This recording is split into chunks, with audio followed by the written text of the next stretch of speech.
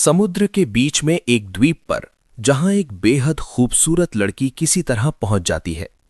वहां से वापस घर जाने का उसके पास कोई विकल्प नहीं होता है। एक लंबा समय द्वीप पर व्यतीत करने के बाद एक दिन उस द्वीप पर एक खूबसूरत लड़का जिसका नाम नील था पहुंचता है। नील जब सुनसान द्वीप पर एक झोपड़ी और उसके अंदर एक खूबसूरत लड़की को देखता है तो वो चौंक जाता है। नील उस लड़की की झोपड़ी में रात को ठहरता है और फिर जब रात को एक नौजवान लड़का और लड़की दोनों एक झोपड़ी में रात गुजारते हैं तो अपने आप को रोक नहीं पाते।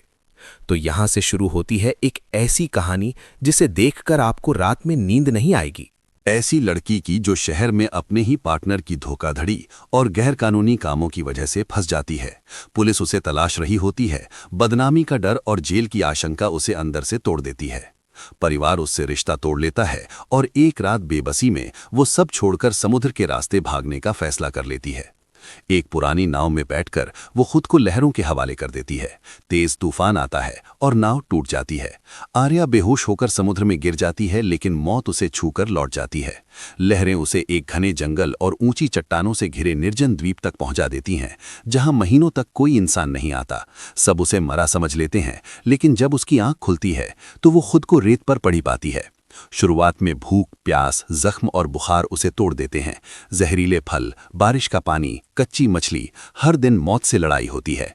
धीरे धीरे वो आग जलाना सीखती है, पत्तों से झोपड़ी बनाती है, पत्थरों से हथियार बनाती है और अकेले रहना सीख जाती है। 7 महीने बीत जाते हैं। शरीर बच जाता है, लेकिन मन टूटने लगता है। और तभी एक दिन वो समुद्र किनारे एक नाव देखती है। डर उसके रग रग में दौड़ जाता है कि कहीं पुलिस तो नहीं। एक आदमी द्वीप पर उतरता है, नाव बांधता है, झोपड़ी देखकर चौंकता है और आवाज लगाता है, आर्या। छिपकर सब देखती है, डर के मारे कुछ नहीं बोलती। वो आदमी खुद को नील बताता है और कहता है कि वो समुद्री नक्शे बनाने वाला यात्री है। अंधेरा हो जाने की वजह से वो रात रुकने की इजाजत मांगता है। आर्या इंसानियत के नाते हाँ कर देती है। दोनों आग जलाते हैं, मछली पकाते हैं और बातें करते हैं। नील उसे भरोसे में लेकर थकान दूर करने की जड़ी बूटी देता है। आर्या बिना शक किए खा लेती है। उसे नहीं पता होता कि वही उसकी सबसे बड़ी भूल बनने वाली है। रात गहराते ही वो बेहोश हो जाती है। चारों तरफ सन्नाटा होता है। सुबह जब आर्या की आंख खुलती है तो नील गायब होता है। शरीर दर्द से टूट रहा होता है। नाव भी नहीं होती। उसे धीरे धीरे सच्चाई समझ आने लगती है, लेकिन वो खुद को झूठी तसल्ली देती रहती है। महीनों बाद उसे एहसास होता है कि वो गर्भवती है। तब उसे पूरी सच्चाई समझ आती है। वो टूट जाती है, रोती है, खुद को कोसती है और एक बार फिर समुद्र में कूदने जाती है। लेकिन पेट में हलचल उसे रोक लेती है और वो तय करती है कि अब वो अपने बच्चे के लिए जिएगी, मजबूत बनेगी। समय बीतता है। वो अकेले ही बच्चे को जन्म देती है। दर्द, खून और चीखों के बीच एक नई जिंदगी जन्म लेती है। आर्या अब सिर्फ खुद के लिए नहीं बल्कि उस मासूम के लिए जी रही होती है। लेकिन कहानी यहीं खत्म नहीं होती, क्योंकि एक दिन दूर क्षितिज पर उसे फिर से एक नाव दिखाई देती है। वही निशान, वही रंग, सवाल वही। क्या नील वापस आया है? क्या पुलिस तक उसकी खबर पहुंच चुकी है? और क्या ये द्वीप अब भी मां और बच्चे के लिए सुरक्षित है? आर्या अपने नवजात बच्चे को सीने से लगाए समुद्र की तरफ देख रही होती है। हर लहर उसे डराती है कि कहीं कोई नाव ना आ जाए। वो बच्चे का नाम आशा रखती है, क्योंकि यही उसकी जिंदगी की आखिरी उम्मीद बन चुकी होती है। दिन में वो जाल बुनती है, रात में आग जलाकर बच्चे को गर्म रखती है। कई बार भूख से खुद कुछ नहीं खाती, लेकिन बच्चे को बचाए रखती है। समय के साथ आशा बड़ी होने लगती है और आर्या के अंदर मां होने की ताकत आ जाती है। लेकिन एक रात तेज बारिश और तूफान के बीच उसे दूर समंदर में एक रोशनी दिखती है। पहले वो उसे अपनी आंखों का धोखा समझती है, लेकिन रोशनी धीरे धीरे पास आती है। आर्या का दिल बैठने लगता है। वो झोपड़ी में छुप जाती है, बच्चे का मुंह अपने हाथ से ढक लेती है। नाव किनारे लगती है और इस बार सिर्फ एक आदमी नहीं बल्कि 2 लोग उतरते हैं। उनकी बातें साफ सुनाई देती हैं। वे कहते हैं कि यही वो द्वीप है जहां लड़की छुपी थी। आर्या समझ जाती है कि किसी ने उसे बेच दिया है, शायद नील ने। उसका शरीर कांपने लगता है। वो झोपड़ी से भागकर जंगल की तरफ निकलती है। बच्चा रोने लगता है। पीछे से आवाज आती है, रुको, हमें पता है तुम यहीं हो। आर्या पूरी ताकत से भागती है। कांटों से हाथ कटते हैं, पैर लहूलुहान हो जाते हैं, लेकिन वो रुकती नहीं।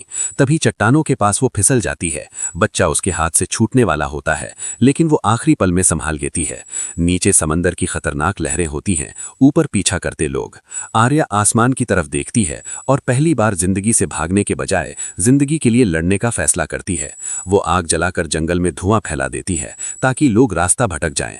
रात भर छुपकर बैठी रहती है। सुबह जब सूरज निकलता है तो द्वीप पर कोई नहीं होता, सिर्फ जली हुई राख और टूटी नाव के निशान। आर्या समझ जाती है कि ये खतरा टल गया है, लेकिन खत्म नहीं हुआ। अब वो जान चुकी होती है कि बाहर की दुनिया उससे भी ज्यादा खतरनाक है। वो तय करती है कि एक दिन खुद ही इस द्वीप से बाहर जाएगी, सच बताएगी और अपने बच्चे को वो जिंदगी देगी जो उससे छीनी गई थी। आर्या अब सिर्फ भागने वाली लड़की नहीं रहती, बल्कि एक माँ बन चुकी होती है जो हर हाल में अपनी बेटी आशा को बचाना चाहती है। पिछले हमले के बाद वो द्वीप के नक्शे अपने दिमाग में उतार लेती है, ऊंची चट्टानों के बीच छुपने की जगह बनाती है और धुएं से झूठे संकेत देना सीख जाती है ताकि कोई भी नाव आए तो भटक जाए। समय बीतता है और आशा चलना सीख जाती है। उसकी हंसी आर्या को फिर से जीना सिखाती है। लेकिन एक सुबह समुद्र शांत होता है और दूर क्षितिज पर एक सरकारी जहाज दिखाई देता है। आर्या का दिल डर और उम्मीद के बीच झूल जाता है। उसे याद आता है कि बाहर निकलते ही पुलिस, केस और नील का नाम फिर सामने आ जाएगा। वो तय करती है कि अब भागेगी नहीं, सच्चाई बताएगी। वो पहाड़ी पर चढ़कर आग जलाती है। काला धुआं आसमान में उठता है, जहाज दिशा बदलता है और तट की ओर आने लगता है। आर्या कांपते हाथों से आशा को सीने से लगाती है। जहाज से रेस्क्यू टीम उतरती है। सवाल होते हैं, नाम पूछा जाता है। आर्या पहली बार बिना झूठ बोले अपना सच बताती है। इसे हिरासत में नहीं लिया जाता, बल्कि मेडिकल मदद दी जाती है। महीनों बाद जब वो शहर लौटती है तो पता चलता है कि नील पहले से ही एक बड़े जालसाजी और तस्करी केस में वांछित है। आर्या की गवाही उस केस की आखिरी कड़ी बन जाती है। कोर्ट में खड़ी आर्या डरती नहीं, वो सब बताती है जो उसके साथ हुआ। फैसला आता है, नील को सजा मिलती है और आर्या को एक नई पहचान, एक नई शुरुआत। कहानी यहीं खत्म नहीं होती, क्योंकि आखिरी दृश्य में आर्या समुद्र किनारे खड़ी होती है, हाथ में आशा का हाथ। वही समंदर जो कभी उसकी कब्र बनने वाला था, आज उसके लिए आजादी का रास्ता बन चुका होता है। कई साल बीत चुके होते हैं। आर्या अब शहर के उसी शोर में नहीं, बल्कि समुद्र के पास एक छोटे से शांत कस्बे में रहती है, जहां हर सुबह लहरों की आवाज उसे डराती नहीं, बल्कि हिम्मत देती है। आशा अब स्कूल जाने लगी होती है और उसकी आंखों में सवाल कम और सपने ज्यादा होते हैं। आर्या ने अपने अतीत को किताब में नहीं बांधा, लेकिन उसे अपने जीवन की सबसे बड़ी सीख बना लिया होता है।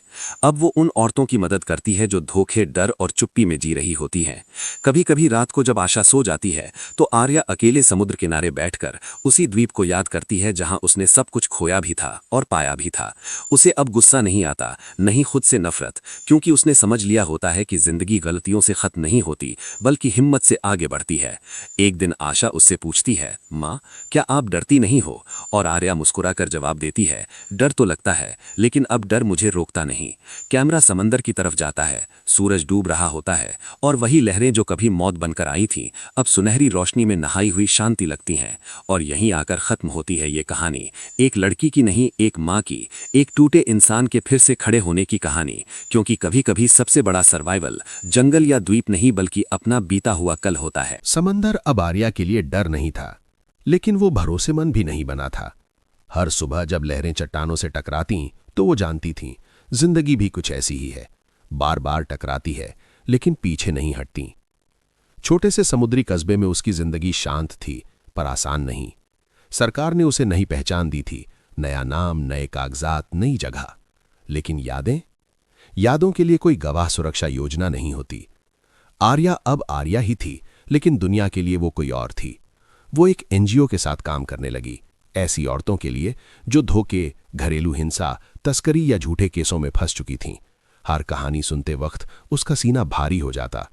कभी कभी उसे लगता, मैं उनकी मदद नहीं कर रही, मैं अपनी मदद कर रही हूं। आशा अब 10 साल की थी, तेज, जिज्ञासु और जिद्दी, बिल्कुल आर्या जैसी। स्कूल से लौटकर वो सवालों की बारिश कर देती। माँ, आप तैरना इतना अच्छा कैसे जानती हो? माँ, आपको जंगलों के बारे में इतना कैसे पता है? माँ, आप रात को कभी कभी रोती क्यों हो? आर्या हर सवाल का जवाब देती, सिवाय आखिरी के, क्योंकि कुछ आंसू जवाब नहीं मांगते। एक दिन एनजीओ के ऑफिस में एक लड़की लाई गई, करीब 22 साल की, सहमी हुई, चुप। उसका केस पढ़ते ही आर्या के हाथ कांप गए। समुद्री तस्करी, नकली पहचान, नक्शे, एक नाम, नील। नील जेल में था, लेकिन उसका नेटवर्क जिंदा था। उसी रात आर्या पहली बार फिर सपने में उस द्वीप पर पहुंची। पसीने में भीगी आंखों से उठकर उसने फैसला किया, मैं अब भागूंगी नहीं। अगर मेरा अतीत फिर आया है तो मैं उसे खत्म करके ही रहूंगी। आर्या ने पुलिस से संपर्क किया, इस बार डर के साथ नहीं, सबूतों के साथ। उसने अपने पुराने केस की फाइल दोबारा खुलवाई। नील के साथ जुड़े नाम, रास्ते, नक्शे, सब याद था उसे। जांच बढ़ी, लेकिन इसके साथ ही खतरा भी। एक रात उसके घर के बाहर किसी ने पत्थर फेंका। कागज बंधा था। तुम ज्यादा बोल रही हो। आशा डर गई। मां, हमें फिर से भागना पड़ेगा। आर्या ने उसे सीने से लगाकर कहा, नहीं बेटा, इस बार दुनिया भागेगी। आर्या ने आशा को तैराकी सिखाई। खुद की तरह सर्वाइवर नहीं, एक तैयार इंसान बनाना चाहती थी। उसने उसे डर सिखाया, लेकिन डर से हारना नहीं। एक दिन आशा ने पूछा, मां, अगर कोई हमें चोट पहुंचाना चाहे तो? आर्या ने जवाब दिया, तो हम दो काम करते हैं। पहला खुद को बचाते हैं, दूसरा सच बोलते हैं। एक शाम जब आर्या एनजीओ से लौट रही थी, बाइक ने रास्ता रोका। चेहरे ढके हुए थे। एक आवाज आई, नील को भूल जाना चाहिए था। आर्या भागी नहीं, उसने पास रखी सीटी बजाई जो एनजीओ की हर महिला को दी जाती थी। आवाज गूंजी, लोग आए, हमलावर भागे। लेकिन संदेश साफ था, लड़ाई अभी बाकी है। नील जेल में था, लेकिन केस अब अंतर्राष्ट्रीय हो चुका था। आर्या को गवाह नहीं, मुख्य आवाज बनाया गया। मीडिया आया। पहली बार वो कैमरे के सामने आई। उसने चेहरा नहीं छुपाया। उसने कहा, मैं किसी की प्रेमिका नहीं थी, मैं किसी की गलती नहीं थी, मैं एक इंसान थी जिसे चुप कराया गया, और अब मैं चुप नहीं रहूंगी। देश भर से औरतों के संदेश आने लगे, आपकी वजह से मैंने शिकायत की, आपकी वजह से मैंने खुद को माफ किया। एक रात आर्या ने आशा को सब बताया, द्वीप, तूफान, धोखा। आशा चुपचाप सुनती रही, फिर बोली, तो मैं उस धोखे से पैदा हुई हूं? आर्या कांप गई। आशा ने आगे कहा, फिर भी आप मेरी मां हो, और आप सबसे मजबूत इंसान हो। उस रात आर्या पहली बार चैन से सोई। साल बीते।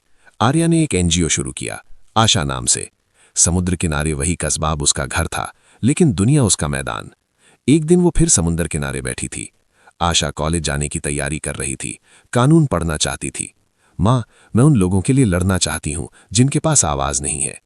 आर्या मुस्कुराई। लहरें आईं गईं, वही समंदर जो कभी कब्र बनने वाला था, अब रास्ता बन चुका था। जिंदगी ने आर्या को नहीं छोड़ा, और आर्या ने जिंदगी को नहीं छोड़ा, क्योंकि कुछ कहानियां बचने की नहीं, वे बदलने की होती हैं।